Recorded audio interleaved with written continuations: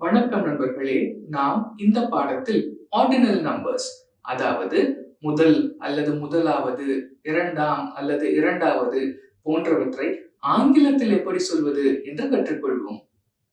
இந்த சொற்களை ஆங்கிலத்தில் சொல்லும் பொழுது th என்பதை அந்த எண்ணிற்கான சொல்லுடன் இணைத்துக் கொள்வோம். உதாரணத்திற்கு fourth என்றால் நான்காவது, fifth என்றால் ஐந்தாவது, sixth என்றால் ஆறாவது, seventh என்றால் ஏழாவது, 20th என்றால் 20வது. சில எண்களுக்கு th என்பதை இணைக்கும் விதிமுறை பொருந்தாது. உதாரணத்திற்கு first என்றால் முதல் அல்லது முதலாவது, second என்றால் இரண்டாம் அல்லது இரண்டாவது, third என்றால் மூன்றாம் அல்லது மூன்றாவது, 31st என்றால் 31ஆம் அல்லது 31வது.